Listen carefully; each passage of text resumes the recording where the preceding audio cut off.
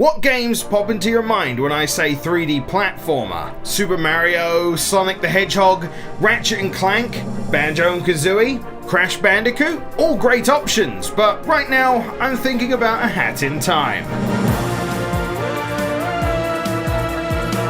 Back when this was just a Kickstarter, I remember only being a little interested. It looked adorable and fun, but nothing really stood out to me. And over the next couple years, the game just slipped my mind. But as the release drew closer, I started hearing more about it. I started hearing about who was involved, seeing gameplay, hearing about the love and care that had been put in. I started to become a lot more interested in what this little platformer might have in store for me. Little did I know I was going to go on one of the most enjoyable adventures of 2017.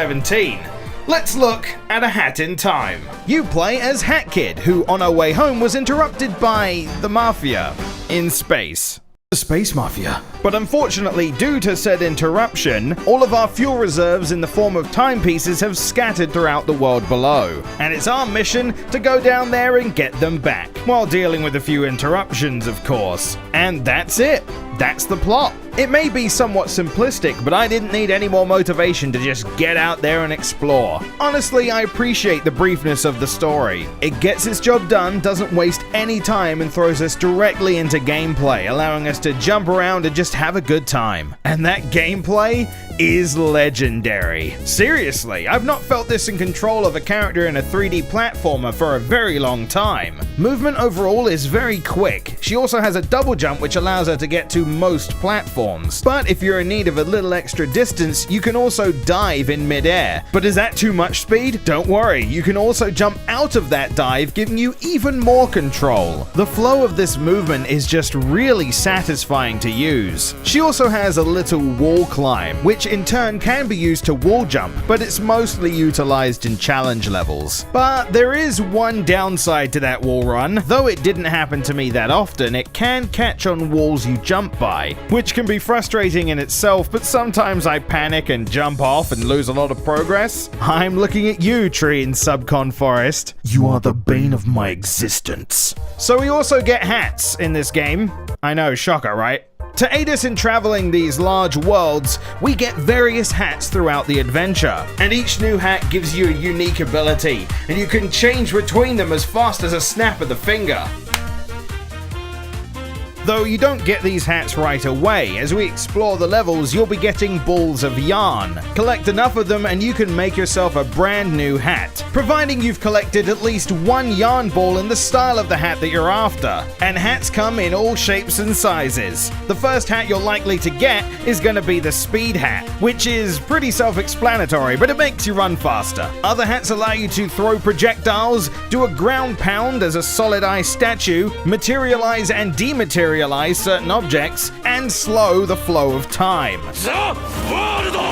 I think the thing I like the most about these hats is that they never become irrelevant. Each level, including the first, has a use for all of them. Sometimes it's required for missions, and other times it's for extra yarn balls or tokens. Some hats even have multiple uses. The brewer's hat, for example, can explode any shiny object, as well as being used as a long-distance weapon. There's also one other element that changes things up, and that's the badge system. Kind of a Paper Mario vibe out of this one, where you equip badges to your hat which can sometimes give you passive abilities or extra moves. Though I do enjoy the extra layer they provided, I can't help but feel like they were underutilized. Very early on I got a magnet to health and money, a bit later getting the grappling hook upgrade, and then one that made my hat abilities recharge faster. I basically had no reason to equip any other badge throughout the entire game. Alright, sometimes I put on the laser badge because I like to shoot lasers. I mean, come on! Pew!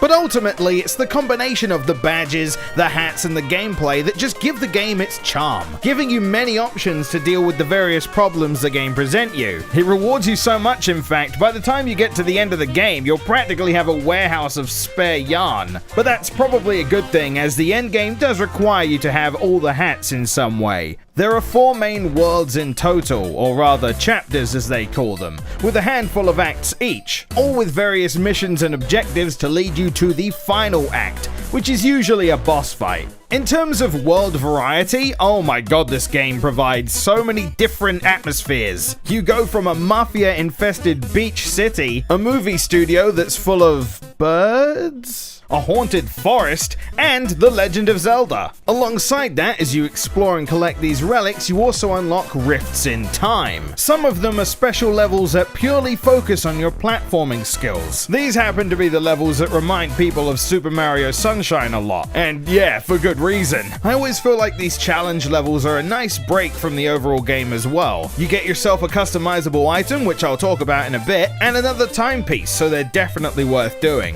Building up the relics allows you to go to a rift that is area specific for another timepiece, as well as some lore about the area and the people involved. I really enjoy these levels as they breathe some extra life into the locations and characters you interact with throughout the game. Of all the levels, Subcon Forest has to be my favorite though. Chapter 3's world is just so eerie, yet really colorful. It has some really awesome set pieces, changing the tone a lot for the game for just a moment. It also contains my favorite character as well.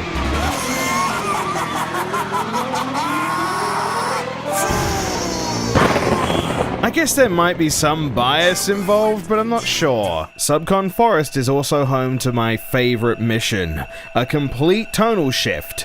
For those not suited to terror, you best look away.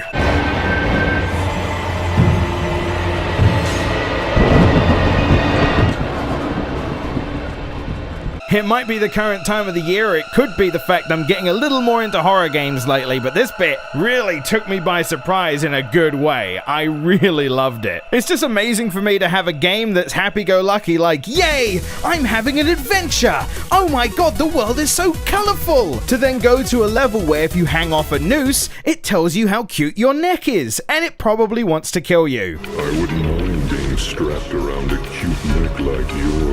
Also, oh my god, what is that? Nope.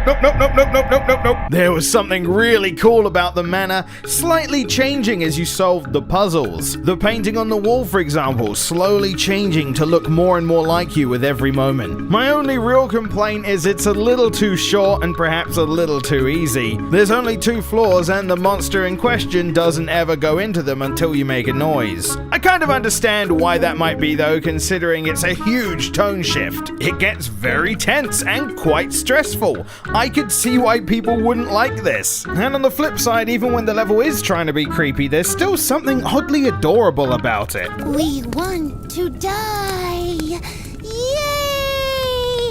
Yay!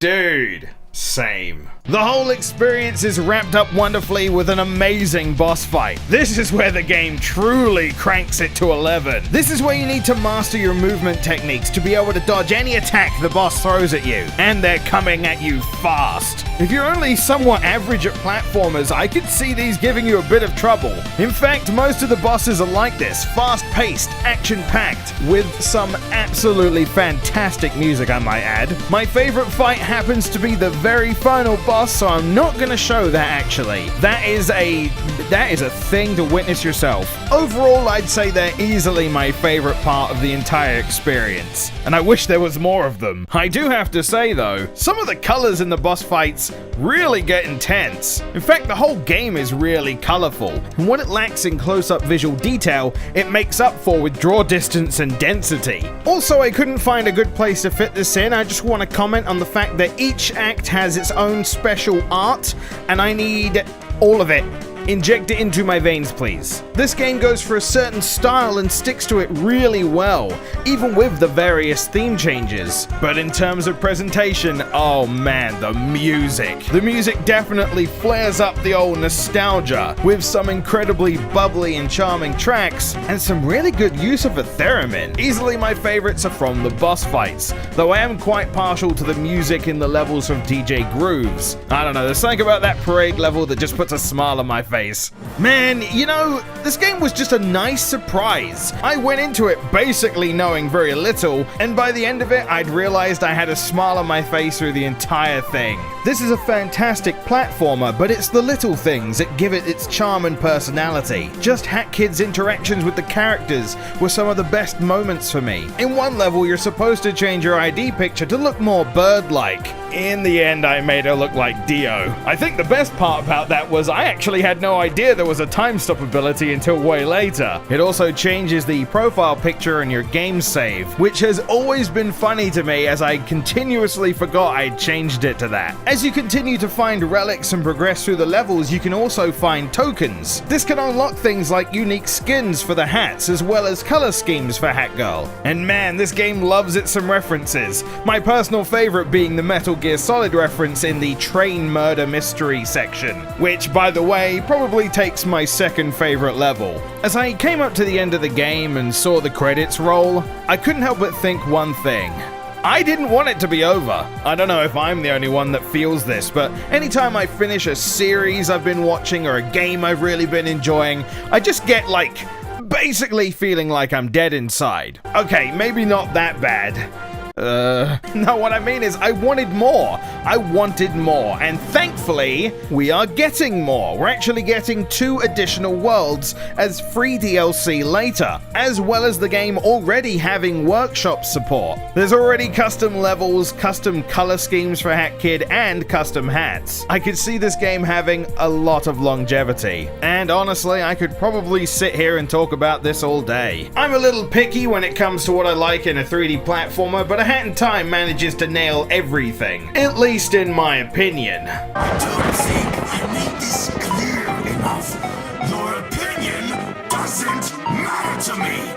And those were my thoughts of the game. Man, I honestly feel like it's going to be one of my favorite games of 2017. If you like 3D platformers, I highly recommend it. But I'd love to know what you guys thought yourself, what parts you liked, if there was anything you disliked. But if you haven't picked it up yet, if you plan to in the future. And just talking about the game so much, really I want to jump back in and play some more. So I think I'm going to do just that. Thanks for listening, and hey guys, thanks for watching. This was meant to come out a lot sooner than it did, but whoops. But if you enjoyed yourself, I'd appreciate a like, and if you would like to see more in the future, I'd appreciate a subscribe as well, and maybe click the bell if you want those fancy notifications. I have more videos for you above, and I will see you next time.